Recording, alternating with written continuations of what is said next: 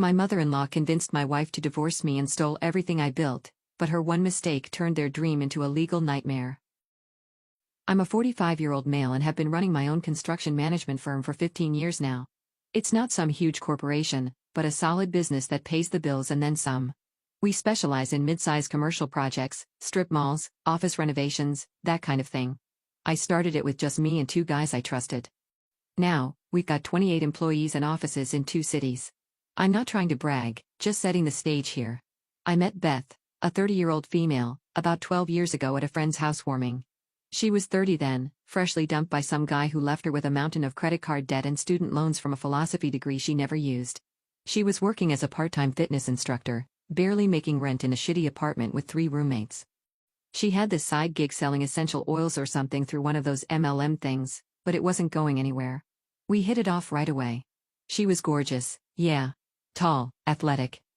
With this infectious laugh that could light up a room. But it wasn't just the looks, she had this energy about her, ambitious, but lost. Like, she knew she was meant for bigger things, but couldn't figure out the path. I could tell she just needed someone to believe in her, so I did, being the supportive therapist I am. Our first date was nothing fancy, just coffee that turned into lunch, that turned into dinner because we couldn't stop talking.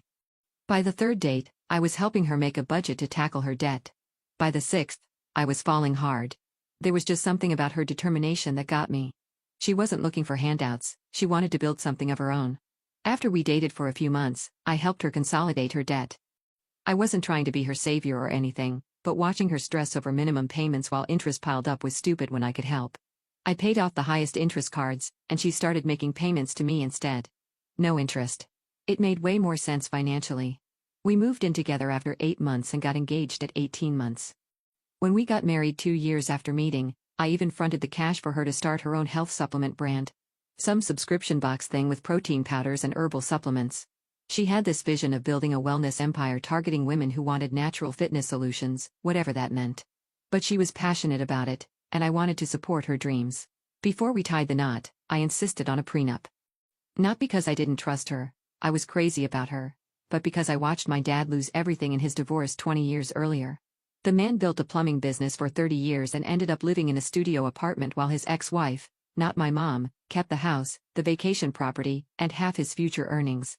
Dad died still bitter about it. It taught me that love doesn't protect you from someone's entitlement when things go south. So, I was straight up with Beth about it. Look, I'm building something that I plan to someday pass down to our kids, I told her. I need to protect that core asset. Everything we build together will be ours together. But what I bring in has to stay protected. Beth wasn't thrilled about the prenup, pouted for a few days, but seemed to get it eventually. I understand why you need this protection, she said after meeting with the lawyer I paid for. I'd never try to take what you built before me. She signed it and we moved on. The terms were pretty standard. I kept what I brought in. She kept what she brought in, which was basically just debt I'd helped her clear.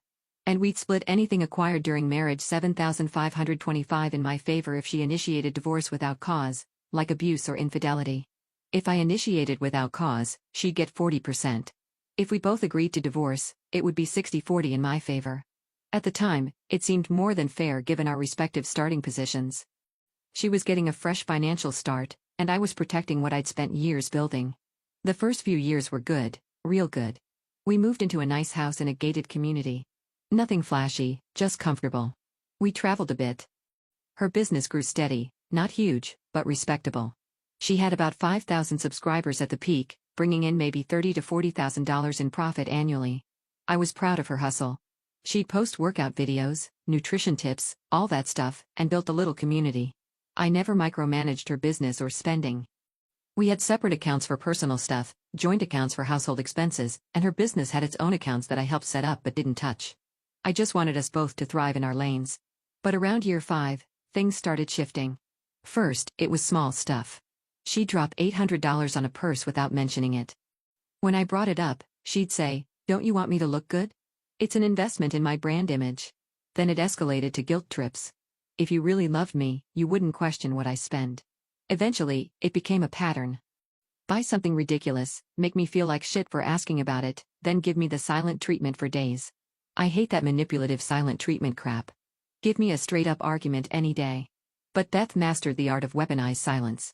She'd just disappear emotionally until I apologized for whatever crime I'd committed.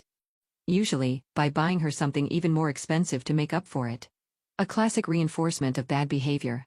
But you don't always see that when you're in it. In year 6, she suddenly needed a home office renovation. It cost me $20,000 to convert our guest room into a creator space with custom built-ins and perfect lighting for videos, the works. I didn't mind. Business was good. And she seemed genuinely excited about scaling her brand. In year 7, she decided our house wasn't good enough anymore. We needed something in the right neighborhood to reflect our status. I pushed back a bit, but eventually caved. We bought a bigger place in an even nicer gated community. 4 bedrooms, 5 bathrooms, way more than we needed for just the 2 of us. But whatever made her happy. I was working 60-hour weeks anyway, barely home to enjoy it. Looking back, I should have seen what was coming, but you know how it is when you're in it. You excuse the red flags as rough patches and keep pushing forward.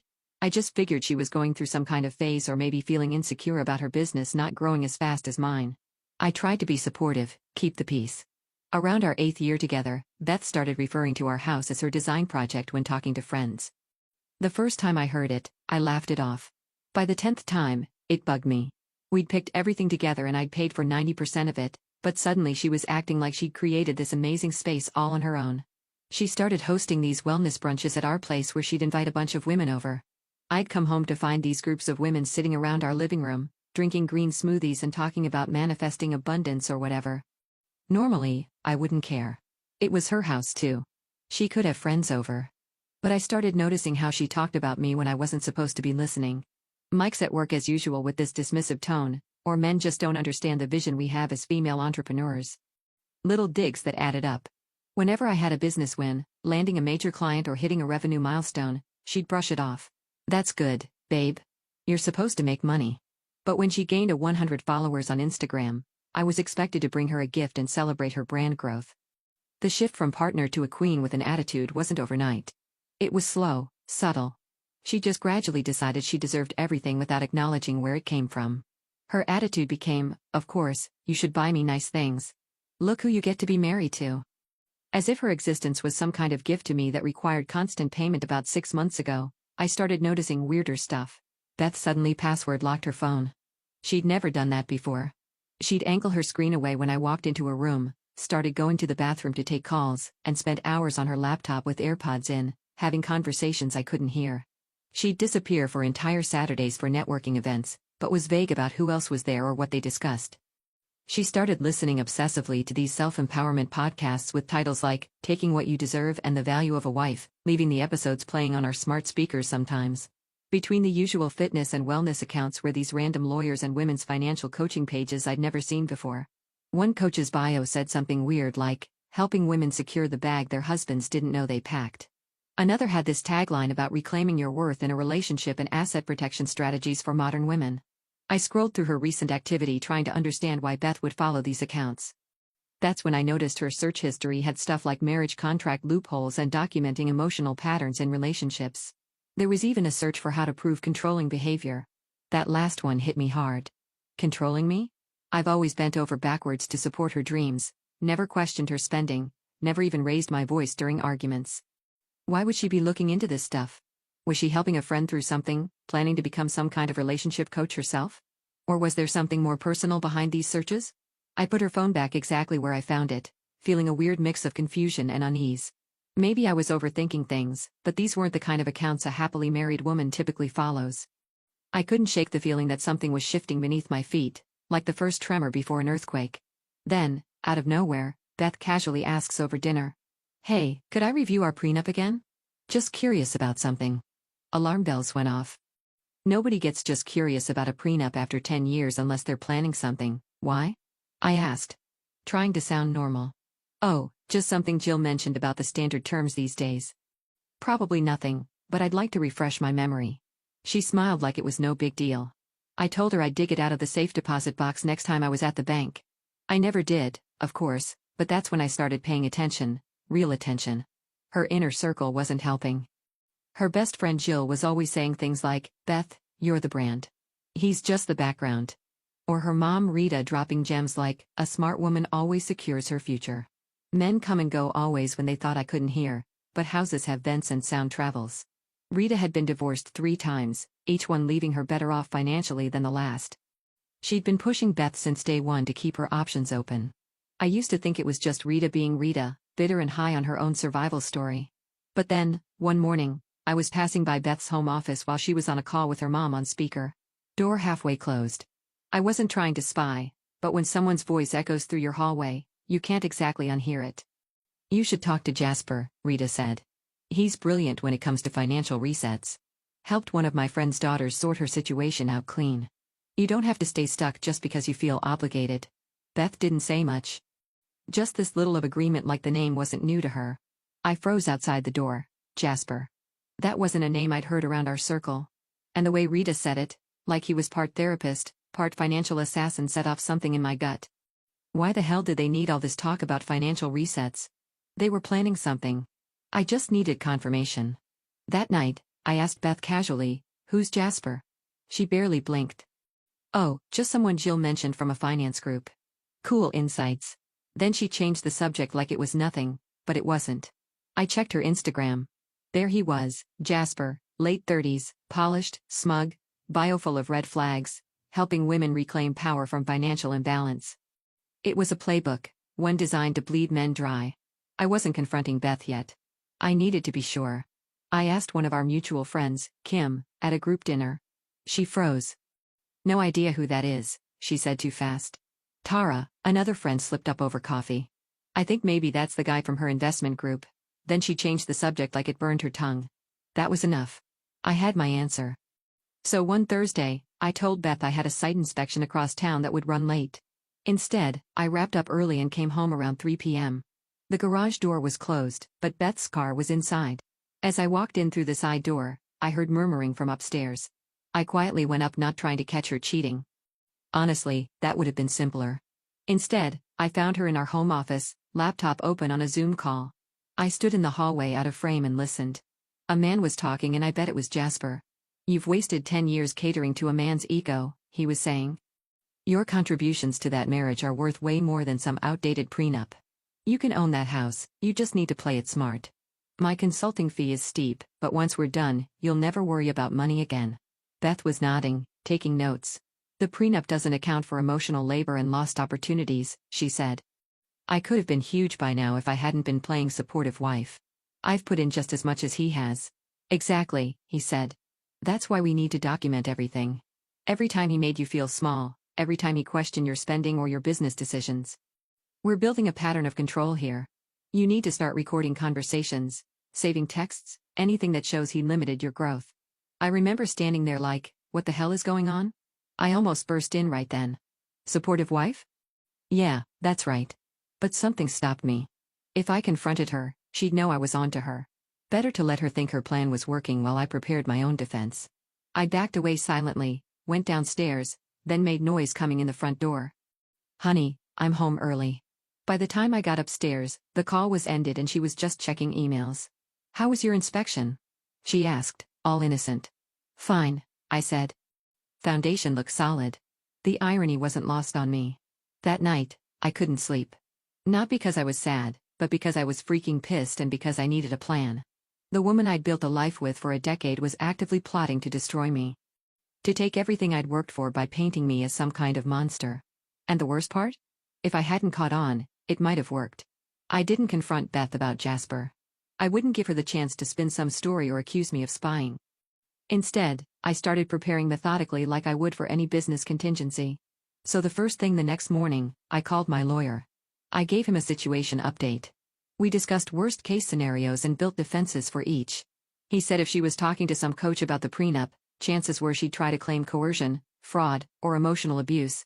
Stuff that's hard to disprove. He told me to document everything. Keep a voice recorder on me during tough conversations, save every text and email, and build a record that showed the reality. Her unlimited spending, separate accounts, and all the financial support I'd given her over the years. Next, I pulled all our financial records for the past 5 years, bank statements, investment accounts, credit card bills, property assessments, everything. I created a timeline of major purchases and transfers, documented every time I'd fronted money for her business, every vacation I'd paid for, every designer item in her closet. I quietly installed security cameras around the house, doorbell, garage, main living areas, all with cloud backup, not to spy, but to protect myself legally. When someone's planning to screw you over, they often don't stop at financial games. I'd heard horror stories of guys being set up with false domestic violence claims. I wasn't going to let that happen to me. I separated my business accounts further from our personal ones. Technically, they were already separate entities, but I removed any automatic transfers and updated all passwords and access permissions. I changed the passwords on every account I could think of. Email, cloud storage, investment portals. I also started documenting everything, every conversation, every weird request, every time she met with Jill or mentioned Jasper. Not in a creepy way, just notes with dates and basic facts. If this was headed where I thought I'd need a clear record. At that point, I started wondering if I was going too far because what I was doing felt too much like I was suddenly a detective, not a husband. I kept thinking, what if this was all just noise? What if the wellness calls and cryptic comments were just her being dramatic, not dangerous? I hated the idea of seeing my own wife as a threat, but that gut feeling wouldn't go away. If I ignored it and she really was setting me up, I'd only have myself to blame. I set up a separate email account she didn't know about and started forwarding important documents there. Backed up photos and videos of us together. They showed a happy couple, not some abusive situation she might try to invent. The whole time, I acted normal. Still brought her coffee in the morning. Still asked about her day. Still showed up for the dinners and events that mattered to her. I wasn't trying to punish her, just protect myself. About 2 weeks into my prep, I saw an opening I couldn't ignore. We were refinancing the lake house that summer, routine stuff, just locking in a better rate. Normally, Beth didn't care much about the paperwork side of things as long as the payment stayed manageable and she could decorate however she wanted. She was happy to let me handle the logistics. But lately, she'd been laser-focused on anything financial, asking to review the prenup, dropping terms she'd never used before. So when I sat down with my lawyer, I asked if we could revisit the agreement, add protections in case false claims ever entered the picture. Nothing drastic, just something to trigger a more one-sided split, 85-15, if things went nuclear under certain accusations like coercion or emotional abuse. If she filed honestly or we agreed mutually, the original terms would still stand. We didn't remove her protections. We just added clarity for mine. When the paperwork came in, I framed it exactly how it was. Hey, you asked about the prenup stuff a few weeks ago, I told her. They said since we're refinancing the lake house, they needed everything updated and re-executed to be clean on record. So they included a fresh copy. You'll need to sign again. It's standard when properties are involved. You can look through it if you want. Most of it's the same. And to her credit, she actually read through a good chunk, not cover to cover, but she flipped through the prenup pages, highlighted a section about asset retention, and made a few comments about how outdated the wording sounded. As she skimmed through, I mentioned the Sedona spa package I'd booked for her. The one she'd been daydreaming about for months, 5 days, all-inclusive. Her face softened. She smiled, said something about how perfectly timed it was, and kept working through the paperwork at her pace. There was no pressure. I stayed quiet, focused on my own stack beside her. Eventually, she initialed every page and signed at the end, adding her usual smiley face next to her name, just like always. You deserve it, I told her. And I meant that in a way. I wasn't trying to trap her. I was protecting myself from what she was already halfway planning. After she got back from the spa retreat, the tension was unbearable. We weren't arguing, but we weren't normal either. Every word felt careful. Every glance too controlled. She smiled like everything was fine, but something had shifted and I knew she felt it too. We were both quietly sizing each other up. What hit me hardest was the confusion. I gave everything to that relationship. Time, money, support, whatever she needed, I was there. And for a long time, she seemed genuinely happy. Not fake, not forced happy. So why now? Why twist something solid into a strategy? It made no sense unless happiness had just been part of the act. 2 weeks later, Tara was hosting a birthday dinner at her place. Just close friends, Beth said, which meant Jill, Rita, a couple from her fitness studio, and that guy Dan who did her brand photography. Not my crowd, but whatever. I played nice, made small talk, complimented the food. During dessert, Beth held her glass and stood up. I want to toast to Tara on her birthday and to all of you amazing people who've been part of my journey, she said, all misty-eyed. You've watched me grow from a struggling fitness teacher to building my brand, and now I'm entering a new phase of rediscovering myself. Maybe solo. The table went dead silent. Everyone looked from her to me, except Jill, who was nodding supportively, like this wasn't a bomb being dropped in the middle of chocolate cake. I took a slow sip of water, sat down my glass, and looked directly at Beth. Let me know when your lawyer's ready. Mine already is. Her face was priceless. She tried to laugh it off, putting her hand on my shoulder. Oh, Mike, always the logical one. I'm just talking about personal growth. Logically speaking, I replied calmly, this sounds like a negotiation. My counsel is standing by. Then I turned to Dan and asked about his new camera equipment. Just moved the conversation along like nothing happened. Beth stood frozen for a minute before sitting down. Jill mumbled something about an early morning and left before coffee. The party broke up pretty quick after that. That night, Beth tried damage control, claiming I'd misunderstood her toast. I just nodded and said, time will tell if so. She glared. I'm taking everything, Mike. The house, the business. You'll be left with nothing. You'll be nothing without me anyway. I cracked a half smile. Then this should be easy for you. 3 days later, the official divorce papers arrived. Game on. I knew it was coming, but seeing those papers still hits different. Beth filed on a Tuesday. By Wednesday, her lawyer was calling mine with a settlement offer that basically ignored our entire prenup. She wanted 50% of everything, including my premarital assets and business equity, plus the house, plus alimony based on my potential future earnings. It was delusional. When my lawyer told me the offer, I actually laughed. Is she serious? They always start high, he said, but there's more. They're filing for an emergency financial order to freeze joint accounts pending resolution. That wasn't funny. That was a problem. Within 48 hours, our joint accounts were indeed frozen by court order. Her filing claimed I was hiding assets and making threatening statements about financial abandonment. Complete bullshit, but effective. The court plays it safe with these claims initially. More followed. Her complaint included vague allegations of patterns of control and emotional manipulation. Claimed I isolated her from friends despite the countless social events she hosted at our house, belittled her business aspirations despite fronting the capital and ongoing expenses, and used financial leverage to keep her dependent despite the separate accounts and unlimited spending. Reading it made me sick. Not just because it was false, but because someone I'd loved for a decade could so casually paint me as a monster to get more money. It was calculated character assassination, plainly meant to pressure me into settling just to avoid the public smear. Then the real ambush began. Her lawyer convinced a judge I might be cooking the books at my company. Next thing I know, I've got some court-appointed bean counter crawling through every invoice and receipt from the last 3 years. This wasn't just about our marriage anymore. They were coming after my business. The business I'd built before I even met Beth. The auditor questioned everything. Why did this project go over budget? Why was this employee paid a bonus? Why did we use this vendor instead of a cheaper alternative? Every business decision I'd made was suddenly suspect. My CFO spent days pulling documentation instead of doing his actual job. Someone, I wonder who, made an anonymous complaint to my company's HR department claiming I created a toxic work environment and was emotionally unstable due to divorce proceedings. HR had to investigate, which meant awkward conversations with my team and executives. Look, Mike, we know this is bullshit, my VP of operations told me, but we have to go through the motions. It's impacting morale though. People are worried. I had to call an all-hands meeting to address the elephant in the room. Yes. I'm going through a divorce. No. It won't affect the company's stability or your jobs. Yes. There are some legal proceedings involving our finances. No. There's nothing improper to find. Let's all stay focused on our projects. Easier said than done. The distraction was constant. The cherry on top, one of my biggest clients, a commercial developer I'd worked with for 8 years, called to express concerns about whether my personal situation would affect our ongoing projects. I had to drive to their office for an emergency meeting to keep them from pulling 3 contracts worth over $1 million in revenue. He eventually agreed to keep us on, but with additional oversight that we'd never needed before. The trust was damaged. The hits kept coming.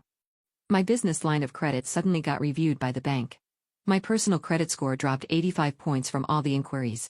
The health insurance company accidentally removed me from our family plan. My mail started disappearing from our box, including court notices, which nearly caused me to miss a hearing. For 2 weeks straight, I barely slept. Not because I was heartbroken over Beth, that ship had sailed the moment I heard her plotting with Jasper, but because everything I'd worked for was under threat. My company, my reputation, my financial security, all because I married someone who decided my decade of support entitled her to everything I owned. My lawyer kept me grounded. This is exactly why they're going nuclear, he explained. They want you desperate, sleep-deprived, and willing to settle just to make it stop. Don't give them what they want. I'd sit on my deck at 3 a.m. thinking about the situation. I was watching a woman who lived rent-free in a mansion I paid for try to paint me as the villain while cashing checks with my name on them.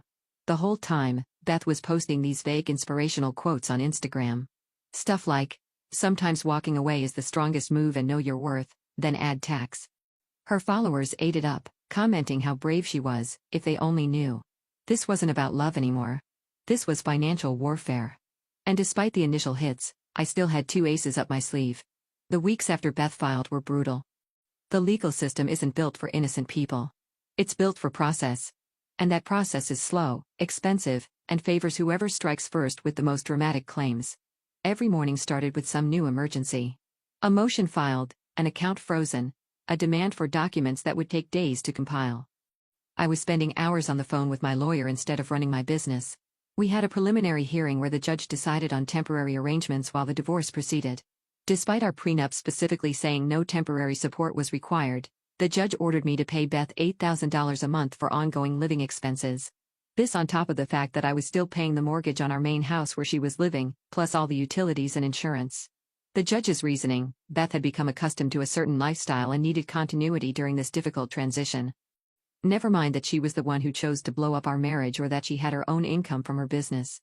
My lawyer tried to argue that the prenup covered this exact scenario, but the judge basically said, "That's for the final hearing to decide. For now, we maintain status quo." Status quo meaning Beth gets to live expense-free while I bleed cash. The court also appointed a forensic accountant to determine the true value of my business at my expense. Of course, this guy charged $400 an hour to tell me things I already knew about my own company. The audit was destroying us from the inside. The court-appointed accountant demanded access to everything: client contracts, profit margins, salary structures. My office manager was working overtime just to comply with document requests. 3 of my project managers were getting deposed about company operations. Clients were getting nervous about confidentiality. One client actually pulled a $200,000 renovation project, citing uncertainty about your company situation. That meant I had to lay off 2 guys I just hired specifically for that job. Having to tell them, "Sorry, no work after all," was gut-wrenching. Beth's lawyer was also demanding copies of every text, email, and social media message I'd sent or received in the past 3 years. The justification: looking for evidence of hidden assets or abusive patterns. It was a fishing expedition designed to find anything they could twist into their narrative. One Tuesday morning, I walked into the office to find my executive assistant in tears. "I'm so sorry," she said, handing me a letter. "I got subpoenaed for your divorce case. They want all my texts and emails with you for the past year." Turns out, Beth's team was fishing for anything they could use. Inappropriate messages, financial discussions, schedule details that might indicate secret meetings. There was nothing to find, but the invasion felt personal. They were dragging innocent people into our mess. My assistant wasn't the only one they subpoenaed. My business partner, my brother, even my elderly mother, anyone who might have information they could use against me. My mom called me crying, afraid she'd say the wrong thing and hurt my case. She's 76 with a heart condition. The stress wasn't good for her.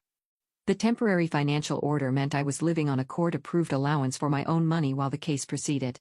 I had to submit receipts for anything over $500 to the court to prove I wasn't dissipating assets. Meanwhile, Beth had somehow gotten approved for a higher monthly stipend than mine, despite having virtually no living expenses. The system at work. I had to move out of our house, the one I paid for, and into a 1-bedroom apartment, not because the court ordered it, but because staying under the same roof as Beth was becoming dangerous. She was baiting me into arguments, then recording them secretly once I caught her editing a recording of us discussing bills, cutting out her provocations, and leaving only my frustrated responses. My attorney costs were approaching 6 figures. The business disruption was costing more. I had to take out a personal loan just to keep up with all the expenses: legal fees, temporary support, 2 households, plus the ongoing company audit. I had to lay off 2 more employees because we'd lost another major contract during all this chaos. That was the lowest point. Watching good people lose their jobs because of my personal drama. People with families, mortgages, all collateral damage in Beth's war against me. On top of all that, my doctor diagnosed me with stress-induced hypertension, started me on blood pressure meds at 45 years old, and said if I didn't get my stress under control, I was headed for a heart attack. I'd lost 15 pounds without trying. I just couldn't eat with all the stress. I almost gave up. My friends tried to be supportive, but most were couples who knew us both. They felt caught in the middle. A few guy friends stuck by me, but others went silent, afraid of getting dragged into the mess. The isolation was almost as bad as the financial bleeding. That night, I sat in my sad apartment looking at settlement scenarios. Give her the house and 40% of everything to make this go away. It would hurt, but at least there'd be certainty. I could rebuild, maybe sell the business and start over somewhere else. As I stared at those numbers, something clicked. This felt familiar, like I'd been here before, ready to cave just to end the pain. Then I remembered, this was exactly what Beth did to me for years. Create enough discomfort that I'd pay any price for peace. Not this time. I called my lawyer at 11 p.m. We're not settling. Not 1 cent more than the prenup specifies. In fact, I want to countersue for legal fees based on bad faith negotiations. He sounded more awake than anyone should at that hour. That's what I wanted to hear. And actually, I've been doing some digging that might interest you. I told him to try his best. 2 days later, my lawyer and I met with Beth and her lawyer for a settlement conference. I hadn't seen Beth in person since she moved out. She looked good, new haircut, expensive outfit, trying to project success. Her lawyer started with the usual about amicable resolution and fair division, then laid out their final offer. Still ridiculous, but slightly less delusional than before. They generously come down to 45% of all assets and reduced alimony demands to just 7 years instead of permanent. My lawyer let them finish, then slid 2 folders across the table. Before we respond to your offer, we have some information to discuss, he said calmly. He opened the first folder. This is the prenuptial agreement Mrs. Reed signed when you married. A standard document, fairly generous given the circumstances. Beth's lawyer nodded impatiently. My lawyer opened the second folder. This is the updated prenuptial agreement Mrs. Reed signed 5 years ago during your mortgage refinancing on the lake house property. Beth's head snapped up. What updated agreement? My lawyer continued like she hadn't spoken. This document includes additional clauses that significantly alter the terms in certain circumstances. He highlighted the key section: in the event that either party makes claims of emotional abuse, financial control, or similar allegations that are not substantiated by clear and convincing evidence. The asset division shall be modified to 85% in favor of the accused party and 15% to the accusing party. The color drained from Beth's face. I never signed that. My lawyer slid a document toward her. Your initials are on every page. Your signature is on the last page, notarized. You even added a smiley face next to your name, something you always do. I looked directly at Beth. You did read the document, right? You initialed every page. Or were you just rushing to get to your luxury retreat in Sedona that weekend? She had no answer because she hadn't read it. She'd been so excited about the 5-day spa retreat I'd surprised her with. She'd signed whatever I put in front of her with minimal explanation. Gold digger classic moves. Just refinance paperwork, I'd said, which it was partly. Her lawyer tried to recover, but mine wasn't done. We hired a forensic accountant, my lawyer said, opening another folder. Mrs. Reed forgot to disclose $320,000 in jewelry, wired $175,000 right before filing, and faked her business reports. He showed transfers Beth made to an LLC in Wyoming that traced back to Jasper. Then came the emails we recovered. Beth used the same password for her business email as our Netflix. The messages between her and Jasper laid out their whole plan, including him coaching her to seem afraid of me in public and his 15% cut of whatever she got above the prenup amount. Beth gripped the table edge. Her lawyer looked sick. She thought she could outmaneuver a man who built a company from scratch. I said, the moment she doctored those transfers, she played herself. Her lawyer asked for a break. When they returned an hour later, his tone had completely changed.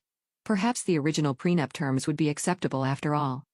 My lawyer pushed harder, demanding the updated agreement terms and legal fees.